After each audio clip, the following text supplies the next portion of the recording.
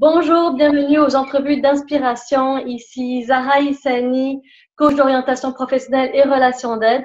Alors aujourd'hui, je suis avec Olga Siesto. Bonjour Olga, Bonjour, comment vas-tu? très bien, je te remercie. Et toi? Ça va bien, merci. Je suis tellement contente. Écoute, les choses se sont fait vite entre nous. Je vais faire une petite histoire courte. Je t'ai rencontré sur Facebook. Je suis tombée sur une de tes vidéos. Et ce qui m'a profondément touchée, c'est ton sourire, ta joie de vivre et ton authenticité. Olga est experte en communication non verbale. Tu donnes des conférences, tu fais beaucoup de vidéos, tu as aussi des pensées inspirantes sur Facebook, sur ta page Facebook. Et donc, écoute, j'ai juste hâte quand on entende un peu ton histoire. Tu réalises aussi que t'as envie de vraiment toucher les gens, mais je sais pas jusqu'à quel point tu réalises toi que tu es inspirante, que tu arrives à toucher, tu as ce rôle d'enseignante et je veux dire enseignante dans tous les sens du terme de la vie de tes enfants, la vie de tes proches, mais la vie du monde entier, j'ai envie de dire, parce que finalement, il n'y a plus de barrière. Est-ce que tu le réalises? Je suis très heureuse de discuter avec toi et puis ça fait tellement de bien. Je voudrais quand même te le dire et te remercier. Euh, alors, non, je réalise pas que je suis inspirante, mais je l'entends depuis quelque temps, de plus en plus, et je l'accepte. Je l'accepte et j'essaye de, de comprendre et effectivement, je pense comprendre ce qui peut inspirer les autres. Euh, voilà, c'est toujours inspirant de toute façon de connaître l'expérience de quelqu'un d'autre qui a changé de travail, qui a été de l'avant, qui a pris des risques, qui a été déterminé. C'est pas forcément simple et facile à faire, mais je l'entends en fait. Je l'entends et je l'accepte et voilà. Et ça me fait plaisir, bien sûr. Dis-moi, Olga, tu sais, pour faire ton métier, ça prend quand même une bonne estime de soi. Et j'ai envie de te poser la question, est-ce que ça a toujours été comme ça? Est-ce que on te sent prête, on te sent ancrée, on te sent présente, tu es là, tu nous regardes, tu fais tes vidéos. Est-ce que ça a toujours été comme ça, Olga? Non, je ne pense pas. Je me suis pas fait d'auto-analyse, mais c'est vrai qu'on a discuté toutes les deux. Je t'ai raconté un petit peu mon histoire et c'est en te racontant mon histoire que je voyais d'où je venais en fait. Donc, je te disais que j'ai été une enfant assez médiocre à l'école. Avec des difficultés, je plafonnais à 9, 10 de moyenne et donc je n'ai que connu des remarques de mes professeurs qui me disaient peut mieux faire, peut mieux faire, peut mieux faire, puis surtout qu'est-ce qu'on va faire avec elle. En fait, c'était surtout ça. Donc tout était pénible quoi. Toutes les matières étaient pénibles. Voilà. Ensuite, il s'est passé quelque chose, un petit miracle de la vie, qui est que j'ai eu une professeure de français à l'âge de 15 ans à peu près, qui elle, tout d'un coup, m'a trouvée pétillante et intéressante. Et c'était ces mots, pétillante et intéressante. Et et tu vois, là, j'écarquille les yeux, c'est-à-dire que c'était une vraie nouvelle, c'était une vraie découverte pour moi que quelqu'un me trouve intéressante. En plus, je me souviens qu'à l'époque, tu sais, à l'adolescence, j'ai porté un appareil dentaire, j'ai eu des bagues. À l'époque, hein, c'était des bagues en acier qui entouraient toutes mes dents. Donc, tu vois, j'ai 45 ans, donc il faut imaginer 30 ans avant. Tu vois, c'est pas tout à fait les mêmes appareils qu'aujourd'hui. Et je pleurais parce que je disais à ma mère, mais je préfère avoir les dents écartées parce que j'avais les dents du bonheur, figure-toi. Tu sais, les dents qui sont très écartées là, les dents du bonheur. Et je lui disais, mais je préfère avoir les dents écartées plutôt que d'avoir un appareil parce que on m'appelait le vilain petit canard. Enfin, on voulait pas me donner la main parce que j'avais un appareil, etc. Et en fait, aujourd'hui, je souris et j'ai mes dents qui sont toutes alignées et je me dis mince, tant de souffrance pour aujourd'hui avoir ce sourire que j'ai aujourd'hui qui m'aide tant dans mon travail finalement, tu vois. Ah oui. Et donc, à cette époque-là, entre l'appareil qui va bientôt s'arrêter après 4 ans, donc tu vois, vers 16 ans, et cette prof de français qui me trouve pétillante, il y a eu un déclic. Et puis, je suis devenue bonne à l'école, en fait. Je suis devenue bonne à l'école sans être excellente, hein, pas du tout. J'ai jamais été excellente, mais assez bonne. Et puis ensuite, eh ben, je suis devenue moi-même professeure. Je suis devenue moi-même professeure, ce qui est quand même, je peux même pas l'expliquer. Je me dis qu'il n'y a pas de hasard, ça c'est clair, mais voilà. Et j'ai enseigné à des étudiants, en fait, à des étudiants. C'est-à-dire que j'ai démarré ma carrière professionnelle à 25 ans. Mes étudiants avaient entre 18 et 20 ans.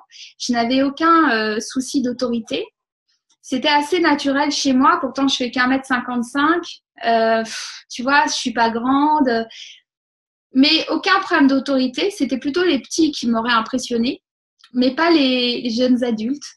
Et là, j'avais l'impression que je devais être comme, tu sais, l'acteur, comment il s'appelle, Robin Williams, dans Le Cercle de poètes disparus. C'est-à-dire qu'en fait, j'avais une mission de vie, c'était de rendre les gens, enfin les enfants, enfin les ados, ou les jeunes adultes plutôt, je leur disais, je vais vous apprendre à réfléchir. Et un jour, on m'avait dit, Madame Siesco, vous la pétez un peu, quoi. Vous nous apprenez à réfléchir. Je dis, bah oui. En fait, pour moi, c'était pas forcément leur donner des leçons sans qu'ils comprennent, mais tu vois, qu'ils aient un état d'esprit. Et j'avais l'impression que je devais les rendre intelligents, indépendants, mais dans le bon sens du terme, c'est-à-dire dans le sens le plus généreux, quoi, avec le plus d'amour possible. J'avais envie qu'ils choisissent leur vie. Parce que moi, j'avais l'impression à l'époque d'avoir choisi ma vie. C'était vraiment... J'ai passé mes premières années d'enseignement à être pleinement à ma place. Est-ce que tu peux dire que justement le fait d'avoir vécu cette scolarité primaire, secondaire difficile a fait qu'aujourd'hui tu te sens plus outillée aussi d'aider, parce que de passer à travers ça, on se sent certainement nul. Enfin, il y a beaucoup d'émotions et de sentiments qui arrivent et on a la sensation de vouloir, l'envie, comme tu dis, la mission, c'est presque vocationnel, j'ai envie de dire, de pouvoir aider son prochain, aider les enfants, parce que le rôle d'un enseignant à la base, enfin, c'est le rôle le plus, je trouve que c'est le plus beau métier du monde. C'est une responsabilité énorme. Voilà, c'est ça. C'est une belle responsabilité dans la société parce qu'on éduque les futurs adultes. Je crois que ça m'a donné le goût d'être respectueuse face à la difficulté et au courage, c'est-à-dire aux jeunes qui avaient des difficultés mais qui avaient de la volonté. C'est-à-dire qu'en fait, on fait très bien la différence entre des résultats médiocres pour des enfants qui n'ont pas envie de travailler, même si on peut imaginer que pourquoi ils n'ont pas envie de travailler, il y a une question de motivation. En fait, tu vois, je fais une petite parenthèse, j'ai entendu parler ma sœur de motivation de mon neveu, et je lui ai dit, mais c'est la faute des profs. Je suis désolée, mais un enfant qui ne sait pas pourquoi il travaille et pourquoi sa matière et quel est l'intérêt, j'estime que c'est le travail du professeur que de trouver le moyen de motiver l'enfant pour qu'il ait envie d'apprendre. Ce n'est pas à nos enfants qui ont 10 ans, 12, 15, 17 à être motivés d'eux-mêmes comme si ça tombait du ciel, la motivation. Non. Donc, je pense que ça m'a donné le goût d'être respectueuse, en fait, j'allais dire de l'être humain, en fait. J'ai toujours été respectueuse. Je sais pas comment expliquer ça. Ça m'a pas donné plus de compassion ou plus de compréhension pour évaluer, par exemple. Mais ça m'a donné le respect de la personne, c'est-à-dire que si quelqu'un venait me voir avec de la bonne volonté et avait envie de comprendre, etc., jamais j'aurais pu le prendre de haut. Non, au contraire, voilà. Peut-être que ça m'a permis ça, tout en respectant les bons résultats et les élèves qui étaient brillants. En tant qu'étudiant, même les enfants brillants, veulent faire un métier plus tard. Donc, en fait, c'est un passage, la vie scolaire, pour réussir sa vie. Donc, en fait, j'avais cette sensation que j'étais là comme un maillon, quoi, parce que c'était des jeunes adultes, hein, donc ils avaient quand même presque 20 ans. Donc, pour moi, c'était… des fois, on avait des conversations où c'était vraiment sur la vie. Hein, c'est quoi réussir sa vie, quoi. Ouais. Oh, c'est beau. Et dis-moi, justement, parce que tu as fait ce métier-là pendant une quinzaine d'années, tu as été professeur. 15 ans. Et il s'est passé quelque chose et tu as fait une réorientation presque 180, je dirais. Complètement. Alors, qu'est-ce qui s'est passé? Comment tu as pris ta décision? Comment tu t'es sentie? Parce que je veux pouvoir aider les gens qui nous écoutent, qui sont en train de dire « J'adorais mon métier, ça marche plus. J'aimerais ça faire ça, mais j'ai peur. » C'est quoi ton vécu? Que tu vas m'aider à canaliser toutes mes idées parce que ça va dans tous les sens. Alors, le déclic, il a été un peu extérieur d'abord. C'est-à-dire que j'ai été formée à un outil de développement personnel qui m'a beaucoup plu. Et je me suis dit, mais j'ai envie de faire ça. Et du coup, de l'enseigner à des adultes. Et comme il n'y avait pas de programme scolaire pour ça, je me suis dit, comment je peux faire? Et la seule solution, c'était de créer mon propre travail. Donc, ça a commencé à germer dans ma tête. Et je me suis formée à cet outil avec ma propre épargne. Tu vois? Et ensuite, j'ai connu le langage corporel. Je savais que ça existait. Mais j'ai eu un déclic. À un moment donné, j'ai acheté un livre, j'ai lu ce livre et je me suis dit, mais c'est ma vie, ça. Enfin, je m'en souviens comme si c'était hier. J'étais sur un balcon. Je me souviens de la lumière du soleil, du moment, et en train de lever la tête et de me dire, mais j'ai trouvé ma voie. Alors, j'ai envie de te dire qu'après, on ne se pose plus de questions, en fait. C'est bizarre, mais voilà. Alors, cependant, ça a été un choix quand même. On va dire un grand écart. Je suis passée quand même d'une situation professionnelle où j'avais je ne sais pas si au Canada, vous avez ce qu'on appelle des contrats à durée indéterminée, c'est-à-dire qu'en fait, si jamais tu fais pas de conneries, tu peux pas être licencié, quoi. Enfin, tu vois, sauf s'il y a voilà. Et du coup, j'avais un CDI. Donc, un contrat à durée indéterminée dans plusieurs établissements. J'avais un mari, des enfants, une maison. J'avais en fait une vie très réglée, tu vois. Et puis, j'avais envie d'être indépendante, travailleur autonome, qui supposait de faire un grand écart parce que divorcer, non pas de mon mari, même si finalement j'ai divorcé, mais divorcer d'un CDI, d'un travail salarié, c'est quand même pas simple. Et du coup, moi, ce que j'ai fait, c'est que j'ai réduit mon temps de travail salarié et j'ai fait pendant 5 ans les deux. C'est-à-dire que j'avais le droit en France de réduire à mi-temps. Donc, on réduit son salaire aussi. Et en même temps, je m'étais déclarée comme travailleur autonome et j'ai eu le double statut. Par contre, en argent, je gagnais moins en salaire et là, je gagnais rien du tout. Tu vois, je gagnais rien du tout. Mais j'étais lancée, on va dire. Et le fait d'avoir les deux, je crois que si j'avais pas pu le faire, je ne sais pas si j'aurais osé. Donc, faire les deux, ça peut être une stratégie pour tâtonner et pour voir, qui est sécurisante. Et est-ce que ta décision de partir, ton entreprise a été bien reçue de ta famille, des gens qui t'entourent? Il me semble que personne ne comprenait, mis à part mes parents qui ont joué un rôle malgré tout. Tu sais, je sais pas comment dire. C'est comme si ils n'étaient pas présents. Ils m'ont pas aidé à créer mon entreprise, quoi. Mais quelque part, ils étaient là en me disant, on croit en toi. Voilà, on croit en toi. Et je sais que quelque part, avoir une fille qui pouvait être travailleur autonome, mon père, des fois, me disait, tu vas lentement, mais tu vas sûrement. Ça va venir. Mon père est plutôt comme ça, un peu sage, tu vois, il a la sagesse. Et ensuite, du coup, oui, à part mes parents, personne ne comprenait. Mais pourquoi? Tu as déjà un travail. Sauf que moi, je me disais, ça fait déjà 10 ans. Donc après, je me suis mise à mon compte et j'ai fait le double statut pendant 5 ans. Tu vois, c'est pour ça que j'ai enseigné pendant 15 ans, c'est le cas.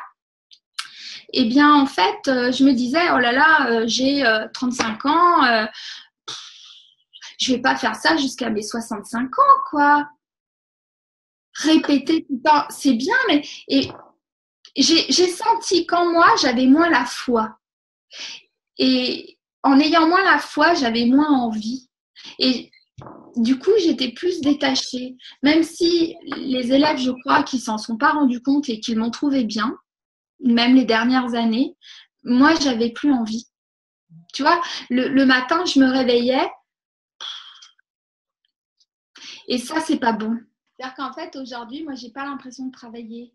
Je bosse, c'est évident, mais j'ai pas cette sensation de travailler. Je travaille pour moi. C'est une magnifique liberté. Elle se paye cher en même temps parce que tu n'as jamais de sécurité, en fait. Des fois, tu as des années fastes, ça dure 1 an, 2 ans, 3 ans, 4 ans. Et puis, à un moment donné, paf, il y a un truc, un événement, une crise, un client qui t'a dit oui, mais après qui te dit non. T'as beaucoup, c'est tout l'art de se réadapter, mais je crois qu'on parlera de ça après sur la stratégie. Oui, oui, oui. Et tu sais quoi, j'ai une question tant qu'on est quand même dans l'organisation. Les enfants, parce que tu as décidé de monter, tu avais ton travail, tu avais ton entreprise, il y avait les enfants. Comment on gère ça? Comment on concilie tout ça? Je pense que ça dépend du travail en tant que travailleur autonome que tu choisis quand même, hein. Mais moi, en tout cas, pour être concrète avec mon exemple, quand j'étais salariée, je travaillais en gros un 3/4 ou un 4/5e, enfin voilà. Mais je travaillais tous les jours de la semaine. Du coup, ça me permettait le matin d'emmener mes enfants à l'école et le soir d'aller les chercher. Voilà. Donc, j'avais déjà en moi cette volonté que c'était important.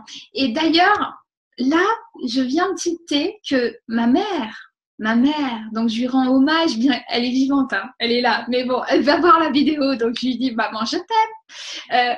Ma mère était styliste, tu vois, donc elle crée des vêtements, etc. Et donc, c'est un métier qui est très prenant. Eh bien, ma mère est venue me chercher tous les jours où j'étais à l'école, à 4h30 à l'école. Et j'ai compris plus tard que à chaque fois qu'elle changeait d'employeur, elle disait, vous me voulez, c'est très bien, mais sachez une chose, je peux ne pas manger ou je peux manger très rapidement, mais à 15h30, je pars pour aller chercher mes filles à l'école. C'est à prendre ou à laisser. Et tu vois, quelque part, ça m'a fabriqué parce que moi, ma mère, elle avait un travail, elle travaillait vraiment. Et à 4h30, elle était là. Tu vois? Et mon père, ça m'émeut parce que, et mon père qui est salarié, qui était salarié aussi, et bien dans sa société, on lui avait autorisé à prendre un jour dans la semaine, à faire un 4/5e. Et mon père, qui était un homme, à l'époque, ça se faisait vraiment pas. Imagine, je veux dire, j'avais 10 ans. Donc, il y a longtemps, quoi. Et ben, en fait, il avait pris son mercredi. Et le mercredi, il gardait moi et ma sœur. Waouh, magnifique! Ça, Et franchement, je le savais ça, mais je réalise que ça m'a façonné. Et quand je négociais mes horaires, parce que les horaires de prof, c'est la foire d'empoigne, imagine-toi, à la rentrée, chacun veut ses horaires. Moi, je veux commencer à telle heure, moi, je veux terminer à telle heure, moi, le tel jour, je travaille pas le matin, je travaille pas l'après-midi. Et moi, je sais pas. En tout cas, j'ai toujours réussi à avoir mes horaires, mais parce que je crois que c'était impératif, tu vois. Et quand je me suis mise à mon compte, eh bien, en fait, ça a été différent. C'est-à-dire que moi, j'ai pas de bureau, je travaille à la maison, je me déplace, je fais des formations et maintenant des conférences, mais les conférences sont venues après. Hein. Quand j'ai démarré, c'était pour faire des formations. Et en fait, les formations, quand tu es en profession libérale, eh bien, et que tu es vraiment autonome, quand tu ne travailles pas pour quelqu'un, hein, eh bien, tu vas en entreprise et ça te prend une journée. Donc, je partais la veille et je rentrais le lendemain soir. Et les enfants étaient soit avec leur papa, normal, soit avec les grands-parents. Et il se trouve que j'ai vécu pendant un bon nombre d'années quand les enfants étaient petits, à 2 kilomètres de papa-maman et à 500 mètres de mes beaux-parents. Donc en fait, j'ai été choisie, tu vois. J'ai divorcé entre-temps. Je fais une toute petite parenthèse et donc ça m'a pas empêché de travailler. Ça m'a pas empêché de travailler parce que les enfants avaient grandi. Cependant, ils étaient chez papy, mamie ou chez papa quand même. Et du coup, j'ai toujours expliqué aux enfants le côté impératif de la chose. C'est-à-dire que quand je devais partir 24 heures ou 48 heures, après, moi, j'étais là peut-être pendant 5 jours ou pendant 2 semaines. Parce que quand on est travailleur autonome, bah, parfois on a un travail, on va travailler dur pendant 1 semaine et après on va pas avoir de boulot pendant 3. Donc il faut le prendre quand il est là. Ce qui permet de mieux vivre parce que sinon des fois je disais aux enfants, bon, me demandez rien, on coupe les robinets parce que là maman n'a pas d'argent. Et puis quand j'allais travailler, ils me disaient, tu vas gagner combien? Et puis quand ils ont eu l'âge voilà, il y a eu un moment où j'avais envie de leur dire, j'ai dit, bah je vais gagner tant. Ah bah vas-y maman, vas-y, va travailler parce qu'après il faut que tu m'achètes un téléphone et puis tu vois. C'est beau, mais justement on va en parler de ton travail parce que quand on parle de non-verbal, j'ai envie de te poser la question. La première question, c'est est-ce que quand tu as appris la connaissance, est-ce que tu avais le goût de regarder tout le monde puis tu regardais tous les gestes que les gens faisaient? Ben, je te parle de ça parce que quand j'ai appris, moi, les blessures dans le corps physique, j'étais dans le métro puis je regardais, je dis, ah oui, lui, je pense que c'est cette blessure, puis lui, c'est cette blessure, puis lui, c'est cette blessure. Juste pour pratiquer parce qu'on se regarde jamais soi d'abord, hein, on regarde d'abord les autres, hein. C'est plus facile. Alors toi, est-ce que quand tu vas manger avec une amie ou par exemple quand on parle toutes les deux, est-ce que Non. tu regardes? En fait, non. En fait, je sais pas, j'arrive pas trop à expliquer. C'est-à-dire qu'en fait, consciemment, je fais pas attention. Voilà. Quand je suis en relation, c'est vraiment intégré dans mon système. Je fais pas attention, mais après, je peux pas te dire non plus que je vois jamais rien. Je peux voir que tu es empathique avec moi, que tu es heureuse d'être avec moi. Tu sais, je suis assez décomplexée par rapport au non-verbal parce que je me rends compte que, si tu veux, la plupart du temps, on est cohérent. C'est juste que parfois, on a un jardin secret ou quelques imprécisions ou quelques exagérations. Mais tout ça fait partie de la vie, quoi. Donc, c'est bon, il faut se décontracter, tu vois. Donc, comme je suis assez spontanée et authentique, eh bien, finalement, je le reste jusqu'au bout, quoi. Tu vois, j'ai jamais une stratégie dans ma tête à me dire, tiens, il faut que je regarde. Non, dans mes relations, non. Et mes proches, non, je leur parle jamais de aucun intérêt. Et dis-moi, je sais que tu arrives à Montréal en novembre, tu viens faire une belle conférence ici. Parle-moi de ça. Moi j'appelle ça la magie de la vie, hein, qui fait que tout d'un coup, les portes s'ouvrent alors que tu t'y attendais pas. En fait, oui, en France, on m'a donné l'opportunité de faire une conférence. Un journaliste m'a demandé si je pouvais faire une conférence. J'ai dit oui. J'ai eu peur, mais je l'ai fait quand même. C'est très important, ça, braver la peur. Et en fait, j'ai adoré. j'ai adoré cette sensation qui est un peu une sensation, je sais pas moi, d'ego, tu vois, on en prend plein pour voilà, on se sent bien parce qu'on est devant plein de gens qui n'écoutent que toi, t'es avec un micro, enfin genre t'es la star quoi. Donc quelque part c'est quand même super plaisant, hein. Et donc évidemment j'ai aimé. Et je me suis dit, il faut quand même que je me structure davantage. J'ai toujours eu le goût d'apprendre, de me former, de m'améliorer et d'être encadrée. J'ai toujours aimé cette idée d'être coachée, en fait. J'aime être coachée. J'adore être coachée. Et il se trouve que je ne sais pas comment je suis tombée sur une vidéo de Sylvain Bergeron. Et en fait, c'est un Canadien. Il vit à Montréal et il a une société qui s'appelle l'art de la conférence. Et c'est pour aider les gens à parler en public. J'ai aimé cette vidéo. Je sais pas, il m'a impacté. Je l'ai contacté et puis il faisait du suivi sur Skype. Formidable parce que ça, on traverse l'océan comme avec toi maintenant. Je discute, c'est quand même extraordinaire. Et donc, j'ai commencé à me former avec lui. Il fait, quand les élèves ont terminé le parcours de 10 séances, eh bien, les élèves vont faire une conférence, tu sais, de type TED de 17 Oui, oui, c'est ça. Voilà. Chacun devant un public dans une salle, dans une vraie salle. Donc, je trouve que c'est sympa parce qu'ils apprennent et puis ils se préparent pour cet événement, quoi, tu vois. Et je lui dis un jour, oh, écoute, Sylvain, moi, j'ai envie d'être comme les autres. Et c'est quand la prochaine? Elle me dit, c'est en décembre. On était au mois d'août à l'époque. Je lui dis, bah, moi, je vais venir. Encore, faut trouver le bon coach. Est-ce que tu peux dire justement quand on est un peu dans l'impasse de s'arrêter et d'oser aller chercher des outils extérieurs? Ah oui. Un coach, quelqu'un pour nous aider à aller à la vitesse Ah oui, oui. supérieure? Ah oui, oui. Sans hésiter. Sans hésiter. Donc voilà, donc en fait, j'ai fait cette fameuse conférence avec la cohorte au mois de décembre. Et puis, je dis, faut qu'on recommence. Alors, du coup, on a organisé une conférence au mois d'avril dernier, hein, de cette année, donc au mois d'avril. Et figure-toi que Sylvain m'a conseillé à un de ses contacts qui est un entrepreneur qui a plusieurs milliers de personnes lors d'un congrès.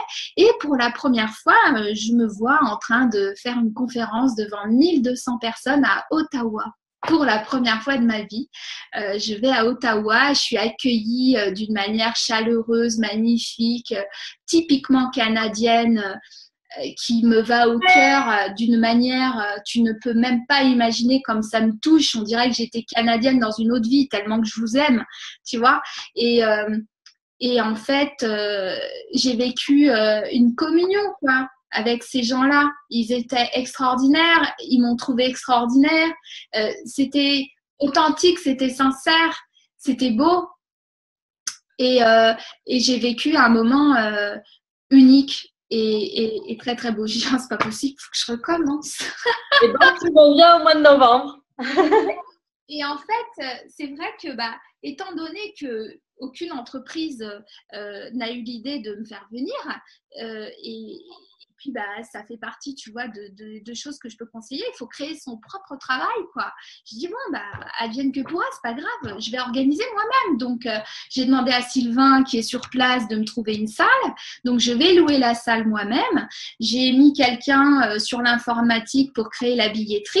Et puis je propose la conférence à qui veut venir. Voilà, donc je démarche et je crée moi-même mon propre travail pour partager. Et puis, donc, je suis en train, là, avec les places, de payer mon billet d'avion. Puis ensuite, viendra le remboursement de la salle. Et puis ensuite, peut-être, je pourrais gagner un peu d'argent. Et c'est quand, dis-moi, est-ce que tu peux donner les dates, s'il te plaît? Oui. Alors, je suis à Montréal le jeudi 17 novembre.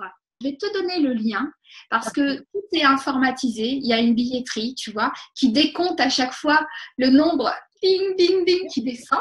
Et franchement, je crois que ça va être un beau moment parce qu'en fait, je me sens de plus en plus mature dans ce que j'annonce, en fait, dans ce que j'explique aux gens. Et j'ai compris que j'ai envie vraiment de les faire grandir. Tu vois, pas du tout envie de leur en mettre plein la vue là avec des trucs sur le non-verbal en disant t'as vu que moi je vois des trucs que toi tu vois pas et puis quand ta paupière elle tremble ça veut dire que en fait moi j'ai juste envie de montrer que l'intuition du non-verbal on l'a tous, tu vois, et que on s'en est éloigné en grandissant. On a tellement appris à lire, à écrire, à compter qu'on a oublié que le corps transmet. Pourtant, des fois, on le sait, ça paraît évident, tu vois. Mais on n'arrive pas de manière consciente et volontaire parfois et à bon escient à s'appuyer sur ce qu'on voit pour prendre des décisions. Tu vois, c'est histoire de comment je peux sécuriser ma prise de décision. Il ne s'agit pas de déceler un menteur, il s'agit des fois de se dire, bon, je comprends pas, il y a quelque chose qui cloche, quoi. Des fois, on se dit, je ne sens pas, cette personne, eh ben, le langage du corps, parfois, peut te donner la réponse. Ou peut te donner la réponse aussi sur une intuition qui dit, mais j'adore cette fille, quoi. Il y a un truc qui me plaît. Elle a l'air trop sympa, authentique. Bah ouais, effectivement, tu vois, le langage du corps te le dit. Et du coup, j'ai envie de montrer ça. Et je me suis cassé la tête pendant des années à voir comment je pouvais transmettre mon savoir de manière simple. Comment ça peut être simple?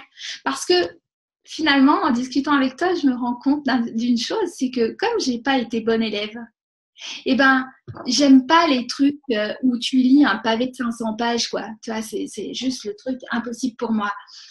Donc, j'aime bien des livres petits, simples, concrets, où tu vas droit au but, tu vois, la littérature, où tu vois les auteurs qui vont te faire 45 pages juste pour se faire plaisir à eux, pour se prouver qu'ils ont raison, etc. Moi, je m'en fous. Moi, je veux juste te dire, bah voilà, comment tu peux faire pour mieux comprendre? Bah, regarde ça tout simplement. Voilà. Si ça fait ça, ça doit être pour cette raison. Et je schématise pas non plus.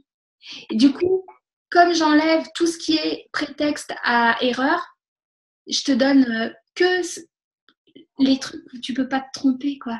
Tu vois? Et c'est magnifique, Olga. Je veux juste rajouter, les amis, Olga a un e-book gratuit qu'elle offre. Quand vous allez sur son site web, allez le télécharger. Il est merveilleux. Moi, je l'ai. Je l'ai téléchargé, puis je te suis dans tes courriels aussi. Pour les personnes, justement, qui ont moins d'estime, qui c'est vraiment plus difficile de s'affirmer, d'oser dire ce qu'ils veulent, d'incarner leur vie, de prendre leur place dans le monde. Est-ce que tu aurais des outils au niveau postural, au niveau juste dans le non-verbal qu'ils pourraient mettre en place pour qu'automatiquement l'énergie vienne à eux et que sur le moment, ça se passe bien? Ah oui, d'accord. Parce que, en fait, si tu veux, la question que tu poses, bien sûr, elle est délicate. Et moi, j'éprouve parfois des difficultés dans la vie aussi. Hein, donc, je ne me vois pas en train de donner des leçons. Mais comme tu parles de non-verbal, il y a quelque chose que je dis en conférence maintenant, c'est-à-dire que la conférence que je vais faire à Montréal, c'est la nouvelle version, quoi. C'est la meilleure version de moi-même maintenant. C'est-à-dire qu'en fait, j'y ai intégré des découvertes que j'ai faites moi-même sur des travaux d'une Américaine qui montrent que quand tu optes pour certaines postures, tu peux augmenter ton niveau de bien-être, ton niveau d'énergie, ton niveau d'estime de toi. Évidemment, c'est pas très profond en termes intellectuels, quoi. Ça résout pas tes problèmes. Ça déclenche en toi au niveau postural, si tu veux. Si tu as une posture, on va dire de leader typique, tu vois, quand tu parlais d'être bien ancré, etc. Admettons, hein, on va caricaturer. Eh bien, en toi, tu vois toute la chimie de ton corps, on va dire. Eh bien, elle va s'adapter à cette posture. C'est comme si ton corps à l'intérieur est connecté avec la posture extérieure et du coup, il va dire, mais dis donc, c'est une posture de leader, donc toute la chimie, les hormones qui vont être déclenchées vont aller avec. Et petit à petit, bah, tu vas ta perception va un petit peu se modifier. Et donc, les Américains qui ont fait ça, ils disent, faut le faire tous les jours, tous les jours, tous les jours, jusqu'à. Bon, alors, moi, je le fais pas tous les jours, faut pas déconner, j'y arrive pas, je suis pas une machine. Mais je trouve que c'est très intéressant. Et je pense qu'il va y avoir des recherches, il va y avoir des tests. Et donc, si tu veux, en conférence, moi, j'explique ça. Et je leur dis que c'est quand même merveilleux de savoir ça parce que les tests, on a fait ça avec des gens ils savaient même pas pourquoi ils faisaient les postures. On leur disait, tu te mets les mains sur les hanches, puis tu restes comme ça. Puis au bout de 2 minutes, la chimie a changé déjà. Et c'est ce que j'aime bien dire ça, parce qu'il y a toujours des grincheux, tu vois. Et moi, j'adore dire que vous soyez d'accord ou pas, ça marche.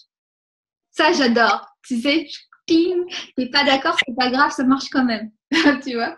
Et du coup, après, je pense pas que ça résout la vie, mais tu vois, je reçois les personnes à Ottawa qui m'ont vue, et ben, il y a des enseignantes qui m'ont écrit. Et c'est hyper touchant parce qu'elles me disent, parce que en fait, si tu veux, lors de la conférence, bah, je leur dis que moi, j'essaye de faire ça le plus souvent possible et je mets de la musique.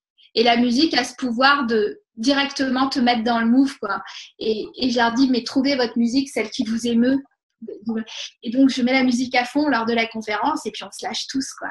Et cette enseignante, enfin, il y en a 2 qui m'ont écrit, disent, bah, on fait ça avec nos élèves, quoi. Et quand ils sont fatigués, lors d'un exercice long, et ben, allez hop, on fait notre danse, tu vois. Et je trouve ça touchant, mignon et encourageant, quoi. Et là, pour le coup, c'est comme si petit à petit, mon envie de partager, tu vois, ma conférence devenait… avant, c'était… Et encore en France, il y a ça.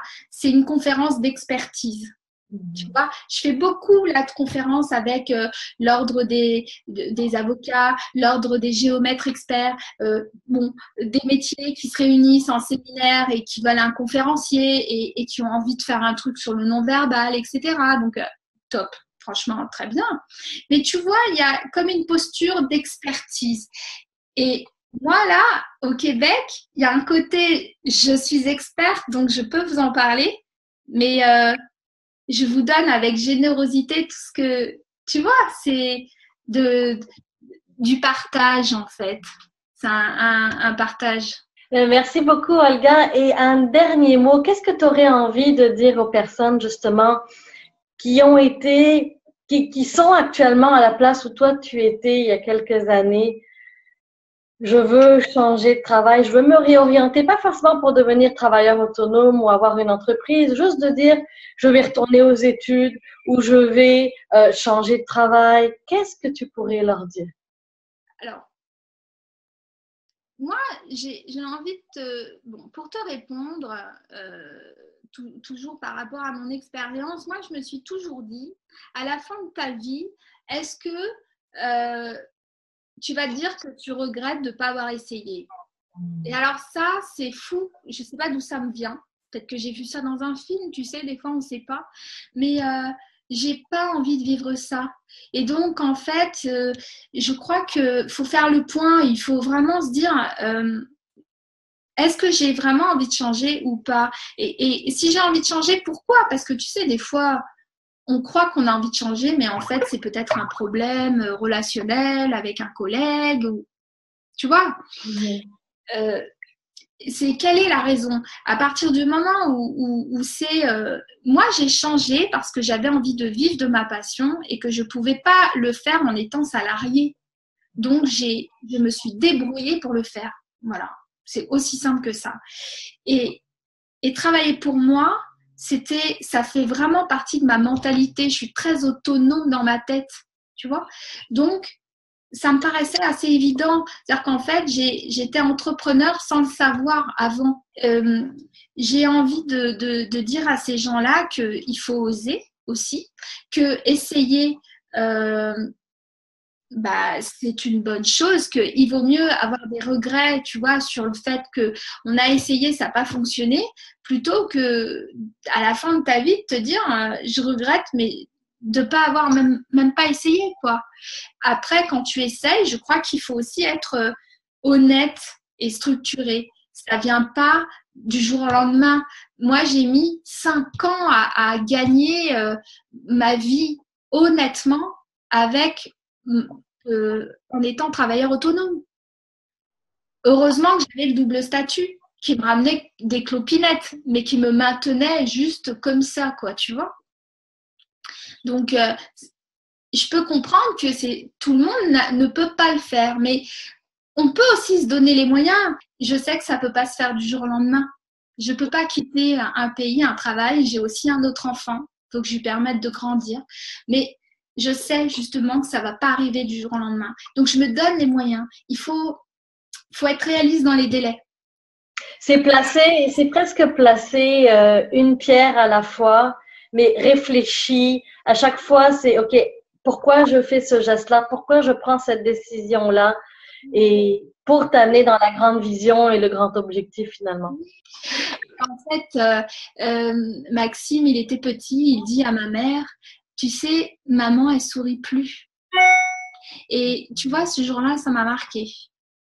Parce que je faisais pas encore vraiment du non-verbal, quoi. Mais tu vois, il le voyait que j'étais triste. Et je me suis dit, mais quel exemple je donne à mes enfants que de rester dans un couple où je suis pas épanouie. C'est leur montrer quoi? Que même quand tu es malheureux, tu restes, tu bouges pas, que la vie c'est ça, t'es planté là, jusqu'à la fin de tes jours, tu es condamné. C'est tout le contraire que j'ai envie de donner comme exemple à mes propres enfants. Ne me demande pas pourquoi, mais je me sens investie de leur donner tous les moyens pour être heureux dans leur vie à leur manière, parce que chacun, tu vois, le bonheur et la réussite, c'est hyper personnel, quoi. Hyper personnel. Merci beaucoup, Olga, pour tout ce que tu nous as apporté. En tout cas, les amis, je vais vous mettre les liens de Facebook d'Olga. Je vais vous mettre aussi son site web. Donc, n'hésitez pas à lui poser des questions aussi. Je pense qu'elle se fera un plaisir de vous répondre. Et n'hésitez pas à venir aussi la voir en novembre. Ça va être le fun. Alors, merci infiniment. Merci infiniment, Olga.